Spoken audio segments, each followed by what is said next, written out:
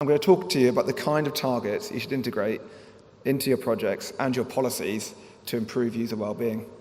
But before I talk about targets, I think it's worth taking a minute to talk about what is known about human psychology in terms of wellness and happiness.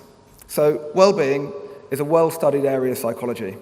And what's more, many of the great philosophers intuitively understood the key issues long before it was verified experimentally.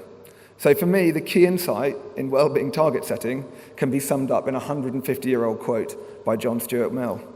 He said, "Those that are happy have their minds fixed on some object other than their own happiness, on the happiness of others, on the improvement of mankind, even on some art or pursuit, followed not as a means, but as itself an ideal end, aiming thus at something else they find happiness by the way." And I found this more vividly paraphrased as happiness is best approached like a crab, sideways. So it's not something we can improve directly. So how do we improve it? How do we address it indirectly? Well, there are a few things you can look at, and we can start with motivation, and specifically the three ingredients of intrinsically motivated tasks. They're autonomy, the ability to have choice and control in what you do. 2, mastery, the feeling that we're doing a good job and that we have the opportunity to get better at it. And 3, relatedness to others, the sense of connections we feel to others and society at large. And in psychology, these 3 things are also described as the basic psychological needs. And what's really important about these 3 things, which is important about a lot of the things I'll talk to you tonight, is that you cannot maximize one aspect without compromising the others, which is why you can't chase them with narrow target setting, as overemphasis on one element will undermine the others. So, for example, flexible working, this is a practice that obviously improves well-being by giving people more autonomy in their lives. But at the extreme end, full-time remote working, without ever meeting your colleagues, it can lead to loneliness and limits opportunities for learning and personal growth that comes from a physical team.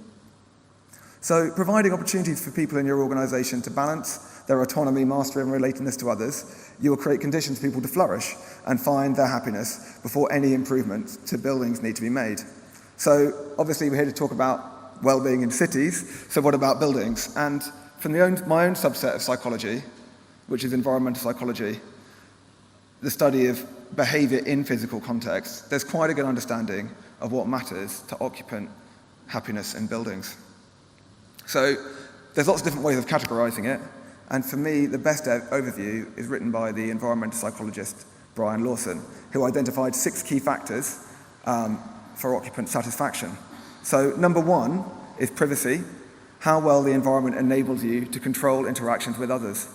So this means places that allow solitude, intimacy, conviviality, and congregation. So privacy is important to all 3 needs, providing us control, the ability to shut out environmental stimuli, and can enhance our sense of relatedness by providing the spaces that enhance the kind of interactions we're looking for. Number 2 is comfort control, how effectively the building meets your thermal, acoustic, and visual comfort needs. It's well understood that providing opportunities for personal control over these factors through openable windows, movable blinds, and flexible dress codes is much more effective than trying to give a defined physical parameter. We all have an experience of uniformly tempered environments that can leave half the office uncomfortable and the other half sweating with cold hands and shivering. So allowing people to find and create the right conditions boosts their ability to concentrate on their tasks and feel a sense of control. Number 3, legible space, how easy it is to find your way around. Legible spaces generally have asymmetric corridors, clear landmarks, and an internal consistency that extends across floor plates. All of these aspects allow us to create and use effective cognitive maps. Legible spaces create our sense of autonomy within a building and our ability to reach out and connect with colleagues. Number 4, people views out.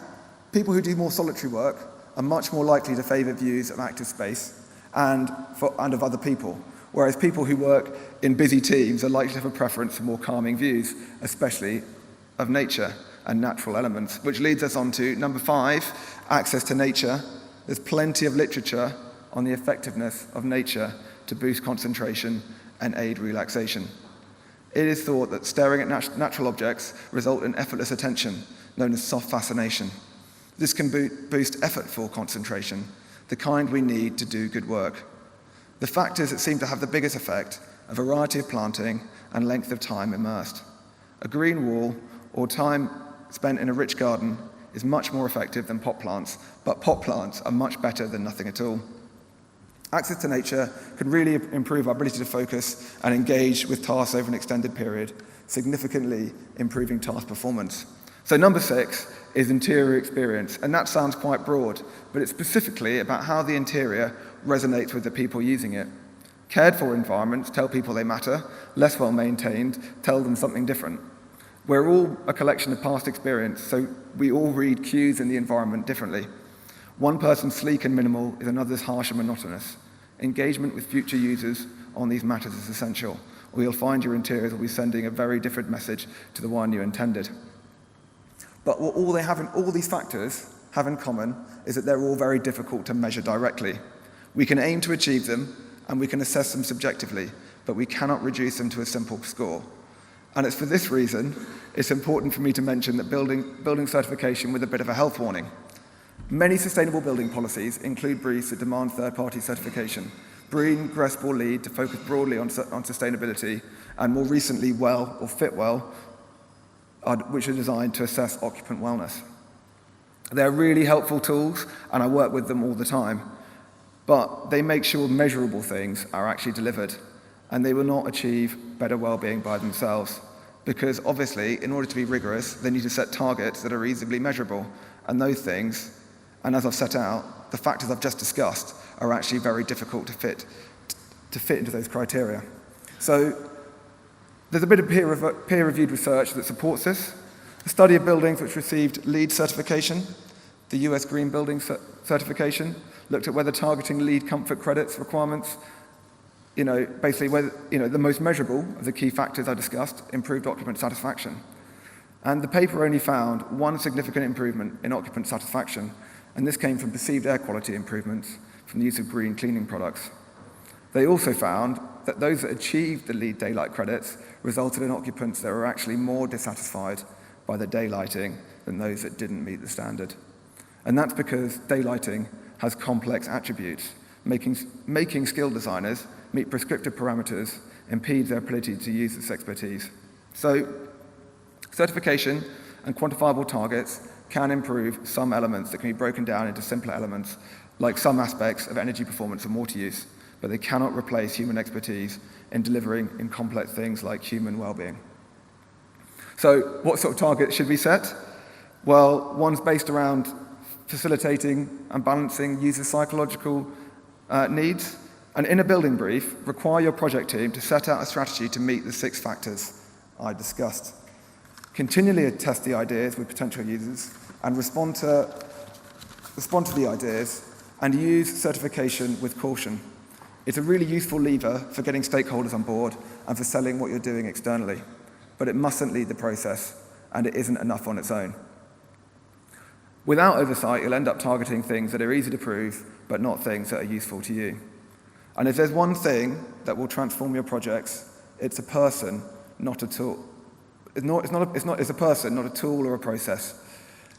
Someone who's empowered to interrogate your proposals against broad well-being objectives and identify areas for improvement from the beginning of the design all the way through to the years of occupation. This person could be an external consultant, but it's much more effective if it's someone from your organization, someone who's passionate about the possibilities and who understands how your organization's culture works. They should take professional advice, but being on the inside, they'll be able to figure out what will work and what is likely to fail. So if you persuade your organization to set well-being objectives that are broad and appropriate, you'll have a powerful tool to transform the lives of your colleagues. The cost of improving workplace is actually small in comparison to the benefit it unlocks for your organization in terms of well-being and productivity. But what's more, there's a side benefit. So to paraphrase John Stuart Mill one more time, if you champion the right things that improve the happiness of others, you may also find happiness for yourself, by the way. Thank you.